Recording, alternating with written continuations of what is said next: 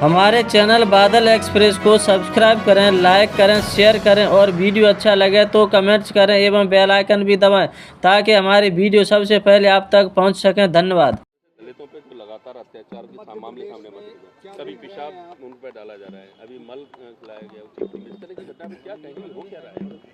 BJP, दरअसल BJP जो party है, बीजेपी एक ऐसी पार्टी है जो व्यवस्था को कायम कर रखना चाहती है और जातिवाद में विश्वास करती है, ऊंच नीच में विश्वास करती है और अपने कार्यकर्ताओं को वो ऐसे ही पाठ पढ़ा रहे हैं। तो उनके कार्यकर्ता जहां भी जाएंगे, पहले हम कहावत सुनते थे कि फलाना आदमी सर से पेशाब कर रहा है, अब तो बीजेपी के नेता वास्तव में पेशाब करने लगे। एक आदिवासी पर पेशाब कर रहे हैं, जहां भी कोई भी मिले वो सभी के ऊपर ऐसा ही अत्याचार कर रहे हैं। लेकिन पैर भी धो रहे हैं फिर मुख्यमंत्री जी। ये मुख्यमंत्री जी का नाटक है। अब बिल्ली अगर चूहे को बुला करके कहे हम तेरे पैर धो करके पिएंगे तो चूहे की गलती नहीं हो जाएगी, अगर चूहा चला गया तो उसका भोजन बन जाएगा। तो इसलिए शिवराज सिंह का ये नाटक है और अब जनता का पूरा मूड बदल गया है। 80% से ज़्यादा मैं दावे से कह सकता हूँ कि भारतीय जनता पार्टी को हटाने के मूड में मध्य प्रदेश की जनता आ गई। आपने जो बयान दिया था दतिया जिले में, उसके बाद काफ़ी उसकी निंदा हो रही है, आपकी पार्टी के लोग इससे किनारा कर रहे हैं। आखिर इतना बयान देने की आवश्यकता थी, क्यों थी, क्या आक्रोश है? दतिया में कांग्रेस पार्टी को गृह मंत्री नरोत्तम मिश्रा जी ने पूरी तरह से खत्म कर दिया है। दतिया में कांग्रेस पार्टी नहीं है और कोई भी व्यक्ति सामने उनके खड़ा होकर के निकल जाए तो समझो शाम को जेल में पहुंच जाएगा। और जेल में क्या क्या यातनाएं करते हैं, उल्टा तक लटका देते हैं और इतना गंदा पानी पिलाते हैं जेल में, वो सभी की ये कहते हैं हम इसकी औकात दिखा देंगे। तो अत्याचार इतना बढ़ गया है कि मैं कहता हूं कि कोई भी व्यक्ति मां पुलिस के बारे में कहे, थानेदार को मर्डर हो जाए थानेदार FIR नहीं लिखता, SP को मालूम है, कलेक्टर को मालूम है और हमें दादा के बिना कुछ नहीं करना, ये कहते हैं। तो फूल सिंह बरैया कांग्रेस को खड़ा करने के लिए अगर मैं चैलेंज करता है तो कौन सी बात है। मैं अभी भी चैलेंज कर रहा हूं कि नरोत्तम मिश्रा जी अगर उनमें हिम्मत है तो चुनाव लड़के दिखा दें, इस बार जीत के दिखा दें, मेरा दावा है।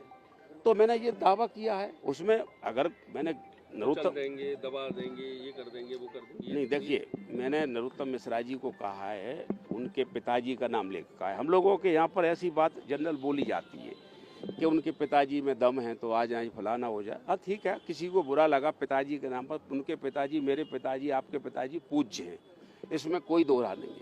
लेकिन नरोत्तम मिश्रा जी के ऊपर बयान देने पर ब्राह्मण अगर एक होते हैं तो मैं ब्राह्मण को ऐसा मानता हूँ कि धरती पर भारत भूमि में ब्राह्मण एक बुद्धि का काम करने वाला था।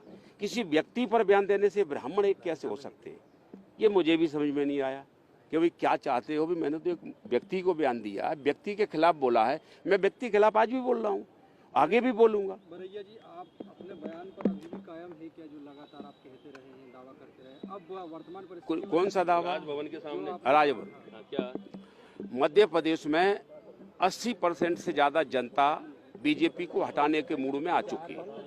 मैं घूम रहा हूं, मैं सबका मन देख रहा हूं और मैं दावे से कह सकता हूं कि अगर भारतीय जनता पार्टी 50 MLA भी जीत गई तो फूल सिंह बरैया राजभवन के सामने अपने हाथों से अपना मुंह काला कर लेगा। अच्छा, दूसरी एक आखिरी सवाल है कि जैसे आपने कहा उनके पिताजी आपके पिताजी कहते हैं, तो क्या इस पे आप खेद व्यक्त करते हैं कि अगर हाँ, नहीं, अगर उनको बुरा लगा पिताजी के नाम पर तो मैं खेद व्यक्त भी करता हूँ और मैं कहता हूं कि उनके पिताजी, मेरे पिताजी, आपके सबके पिताजी पूज्य हैं। बरैया जी, दलित समाज से ज्योतिरादित्य सिंधिया ने अपने 3 पीढ़ियों के रिश्ते गिनाए हैं, कहा है कि दलित समाज के लिए उनके परिवार ने बिल्कुल कंधा से कंधा मिलाकर काम किया है, साथ ही सरकार भी काम कर रही है और वो आजीवन दलितों के लिए काम करते रहेंगे, कांग्रेस ने सिर्फ छलावा किया है। ये घबराए हुए लोगों के बयान है, ये दलितों के काय के संपर्क हैं, क्या दलितों का इनसे, कौन सा दलित है जो कहता है कि सिंधिया जी हमारे साथ हैं। ये फालतू बिल्ली चूहे को समझा रही है कि हम तुम्हारे रिश्तेदार हैं, हमारे तुम्हारे संबंध रहे हैं। अब चूहा समझ में आ गई उसमें, हाँ हमारे इनके रिश्ते, चला गया तो चूहा भोजन बनेगा। ये कोई बयान नहीं है, इसका कोई मतलब नहीं है। सेकुलर समाज फासिस्ट लोगों के चंगल में फंसने वाला नहीं है। ये सिंधिया जी उस पार्टी में जो फासिस्ट पार्टी है, और सेकुलर लोग फासिस्ट में जा ही नहीं सकते। मैं दावे से कह सकता हूँ, कितने भी अभी उन्होंने पैर धो करके कहा है कि तुम खुश हो कि नहीं हो। बिल्ली चूहे के पैर धो करके कहो तुम खुश हो, तो चूहा खुश तो हो जाएगा, लेकिन थोड़ी देर में भोजन भी तो बन जाएगा नहीं।